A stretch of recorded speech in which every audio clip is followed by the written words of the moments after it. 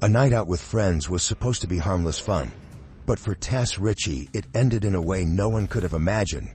When she was reported missing, no one expected that the answer to her disappearance was hiding in plain sight. Her mother, desperate for answers, searched tirelessly, only to make a heartbreaking discovery that no parent should ever have to face. There has been not an ounce of justice for Tess at all, Carolyn, really. And as far as it goes with me, I haven't slept in like almost 7 years. It'll be on the 25th of November.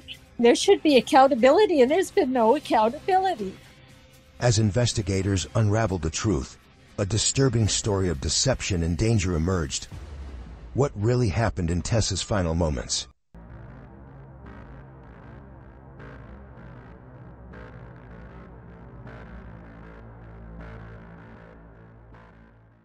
Tess Richey was born on November 30, 1994. The youngest in a family of 5 girls, Richey was raised in North Bay before moving to Toronto at 19. One of her sisters, Verena Richey, said Tess loved her life, her dogs, and her family. Tess had served tables in the city, but her dream was to land a job as a flight attendant and see the world. She was taking steps to do just that, having completed the flight attendant course at Seneca College in North Toronto. At the same time, she was trying to get a job in one of the major hotels in Toronto. Unfortunately, Tess couldn't find a job to her liking. Her family financially supported her and never refused money when she asked for help. Some Canadian sources also say that when Tess didn't get a job at an airline or a hotel, she started learning Italian and searching for au pair jobs in Italy through the internet. Tess also had her own YouTube channel. The last video she published there was on February 23, 2014, almost 4 years before the events we'll discuss today. Tess talked about her experiences and the difficulties she had to face. Let's listen to some excerpts from this video. I guess in this video what I'm trying to do is tell my story. Because I know for me, when I was going through this, I was searching everywhere I could, try and find somewhere where somebody would understand and be able to get what I was going through, and I never found that. My boyfriend decided it was okay to strike me, whether it's just a strike, whether it's a punch, whether it's a hair pull, whatever it is, it's not okay. And like, he told his friends that he just threw a purse at me, and I'm like, even that's embarrassing. If only that's all that happened, but even that's embarrassing that you have to say, oh, all I did was throw a purse at her. No, it's really sad, and it makes me really sad because we were up in his bedroom, and that's when he hit me. I'm trying to justify. I don't even know. It's just, I've never been beat so badly or imagined me being beat so badly. It's so hard every day. Unfortunately, a few years after recording this video, Tess again faced problems in her personal life. That fall, heartache destroyed her life. On November 23, 2017, Tess went through an emotional breakup with her boyfriend Julian. The next day she turned to her older sister Rachel, who was 8 years older than her. The two were close. "She was my soulmate," Rachel said. On November 24th, Tess spent most of the day at Rachel's house in Toronto. They talked about the breakup, went shopping, and visited a dog park. That evening, Rachel cooked some food. However, she had to persuade her sister to eat, as she had no appetite due to stress. Despite this, Tess made plans for the night. She decided to meet an old school friend named Riley Simard. Like Richey, Simard was from North Bay. She had moved to Toronto in the summer of 2017. The two hadn't seen each other in years, but now that they were both living in the same city, they had started talking again. Simard suggested they go to Cruise and Tangos, a well-known drag bar in the Church and Wellesley area.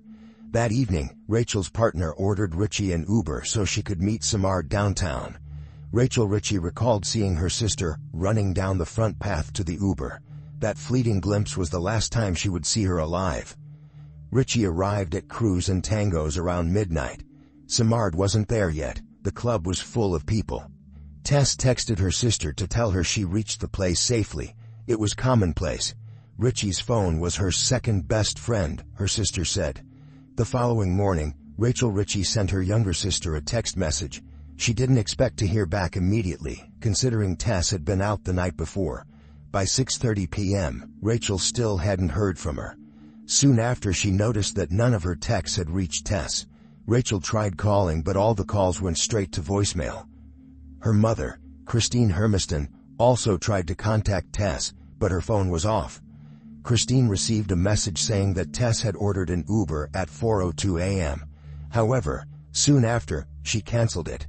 When registering an Uber account, Tess indicated her mom's credit card.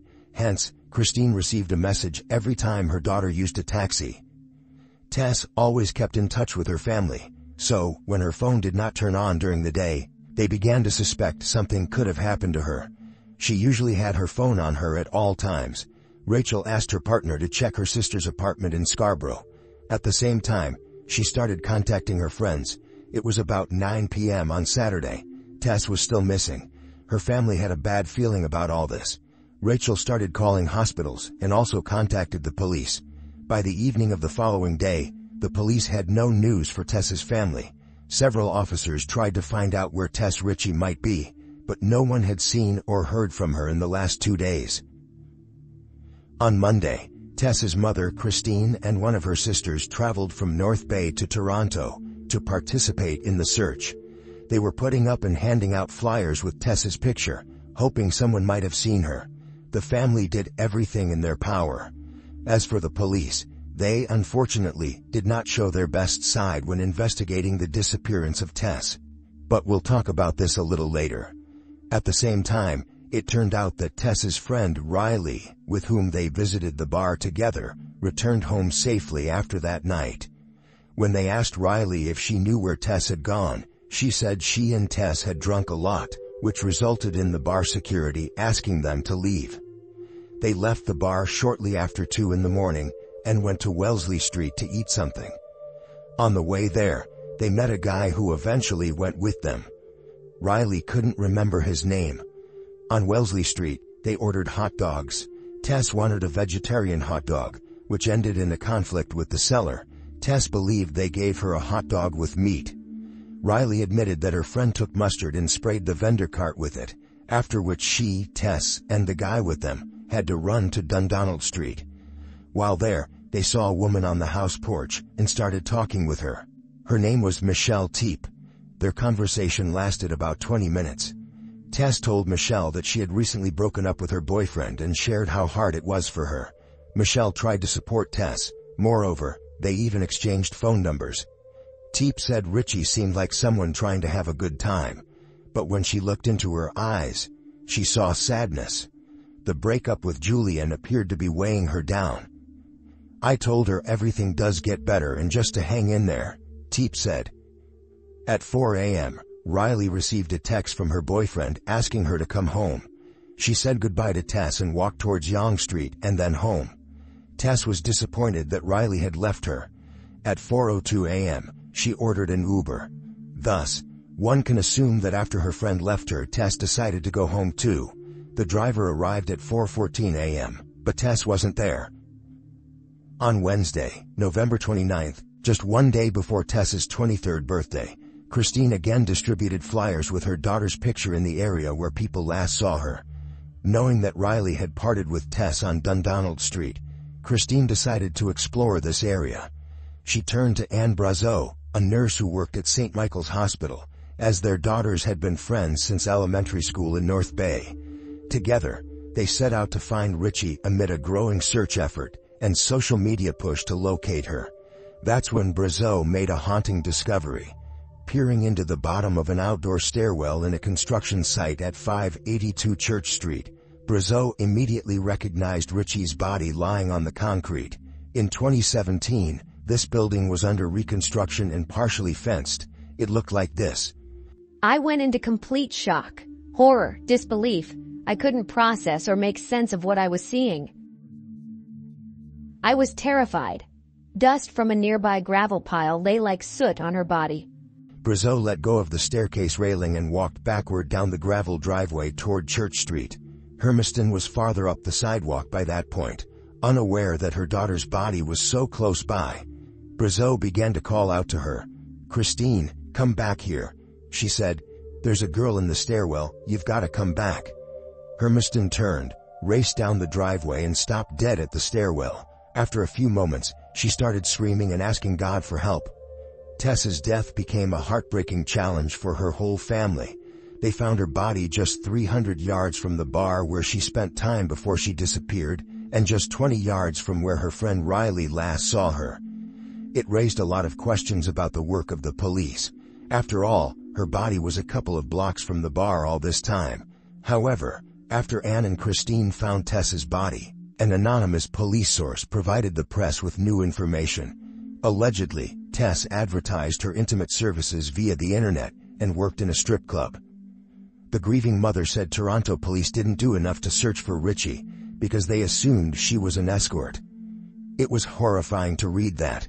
Hermiston replied angrily at what police sources told the media after her body's discovery. "She was not making a living in the sex trade industry. It's a blatant lie. They leaked that so it would look like she lived a high-risk life and was in a laneway with somebody, and it wasn't their fault." Although Tess did work as a waitress at a strip club, she quit less than 2 weeks after they hired her. As for intimate services advertisement, it was just an account on a dating site. Even though they had found Richey's body, there was no explanation for what happened to her.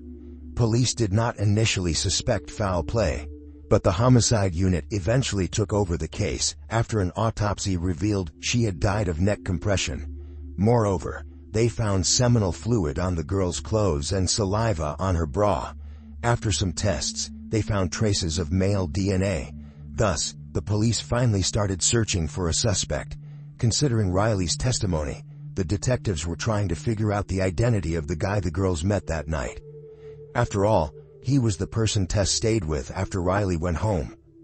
The police turned to CCTV footage to learn more about that night. This video shows Tess and Riley leaving the bar and going towards the hot dog vendor's cart. There were also CCTV cameras on the building close to where Brazeau found the body.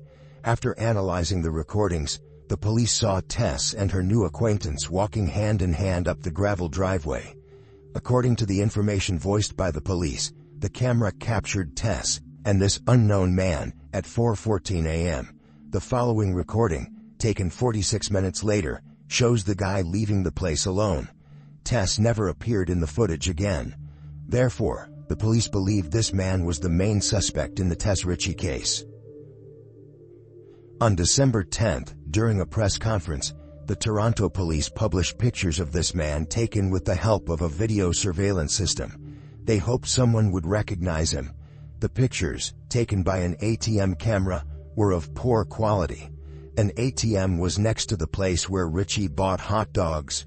In the evening of the same day, the police discovered the identity of this man.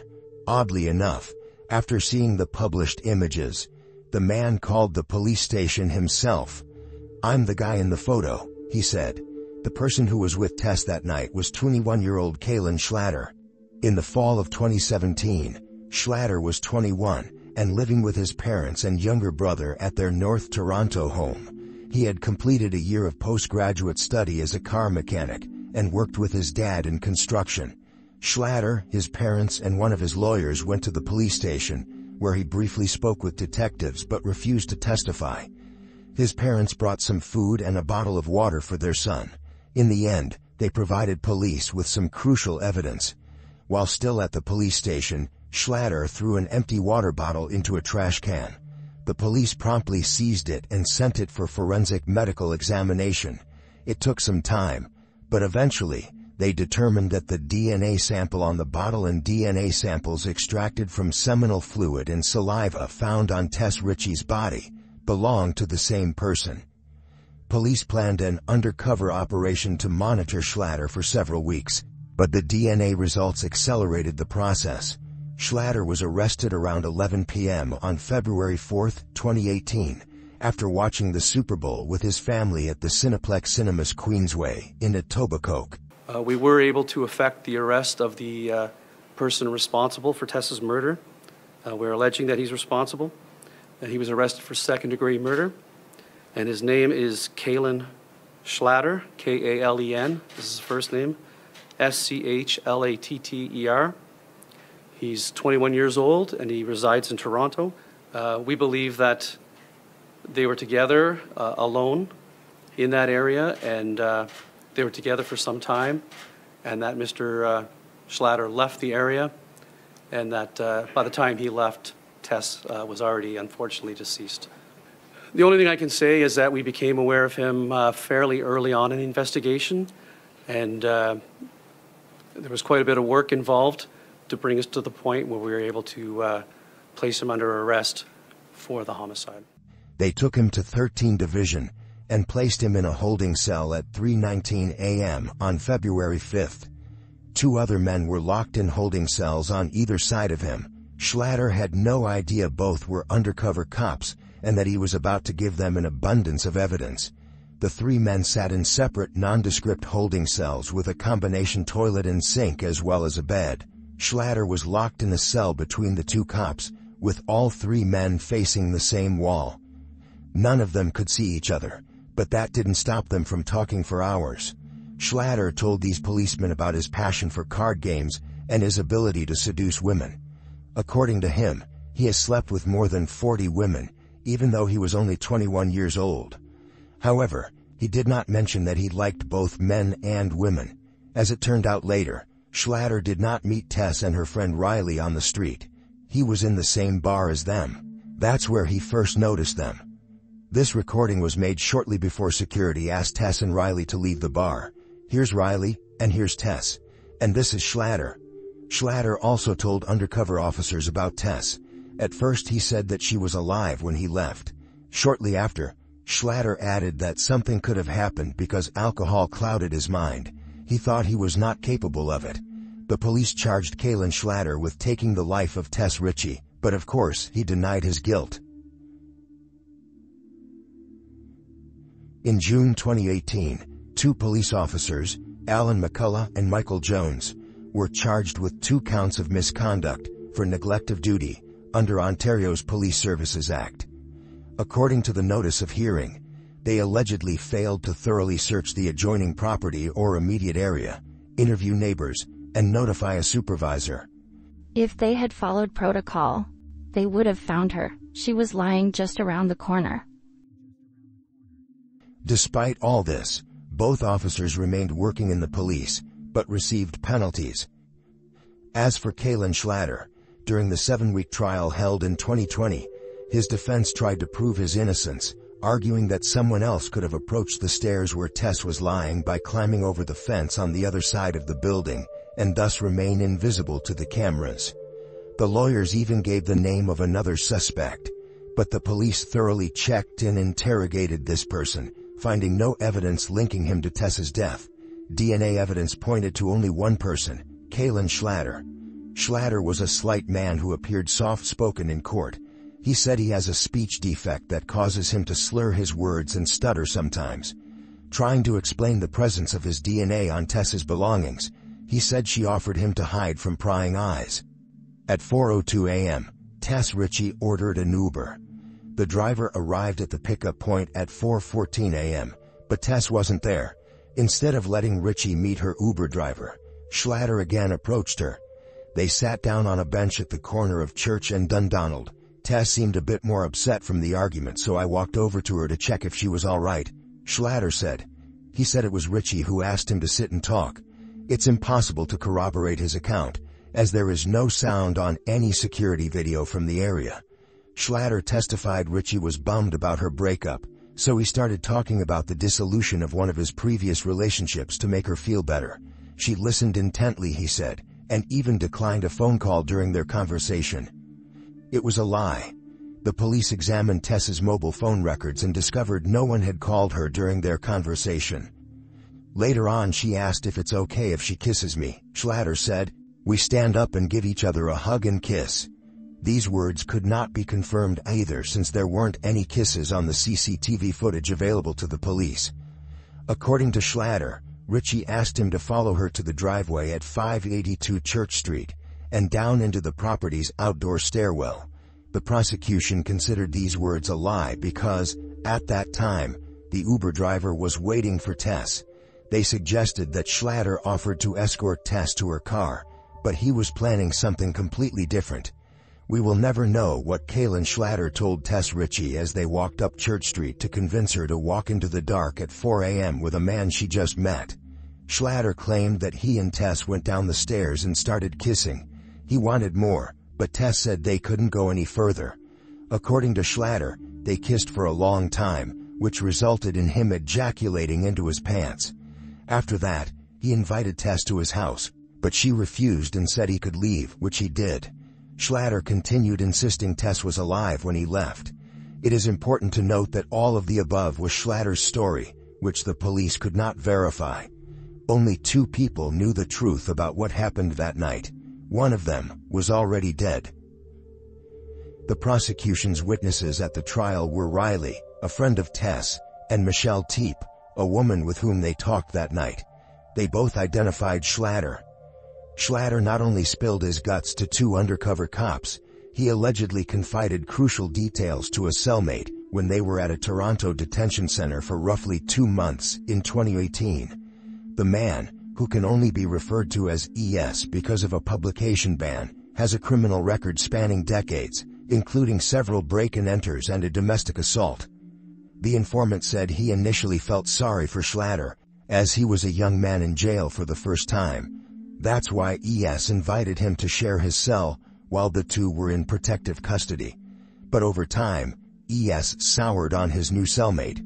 Schlatter would cry himself to sleep at night because he didn't want to do time, and because he missed his mommy. And yet he showed no remorse about Richey's death, ES said. He said Schlatter told him about his kiss with Richey, and that he lost control when she said she didn't want to go any further. He couldn't stop and strangled Tess with a scarf. In court, Schlatter flatly denied that those conversations took place. His lawyer called ES a manipulative, pathological liar. Putting aside all the testimony and relying only on physical evidence, one can conclude that someone strangled Tess Richey, and only one person's DNA was on her clothes, Kaylin Schlatter. In her closing address to the jury, defense lawyer Lydia Riva portrayed Schlatter as a harmless kid and an innocent young man. As hard as it might be to accept, and as uncomfortable as it might make us feel, the criminal justice system can get it wrong, Riva said. Mr. Schlatter was an easy target. He is easy to blame. On March 23, 2020, the jury found Schlatter guilty. The judge sentenced him to life imprisonment, with the right to request parole after 25 years. The trial was heartbreaking for Richey's mother, sisters, and other supporters, who were at times reeling and crying in the courtroom. While they now have some of the answers they craved for so long, their lives are forever changed. Evil not only took Tess that night, it sentenced her surviving family to a cruel and painful future while robbing the world of so much love and potential, said Richey's sister Verena. Tess was the heart of my family, and we will forever be incomplete. In June 2020, Tess Richey's family sued Schlatter, the police, and others because of the psychological devastation they experienced after Tess's death. Do I want to just go in the house and hide and let it go? Absolutely. But can I?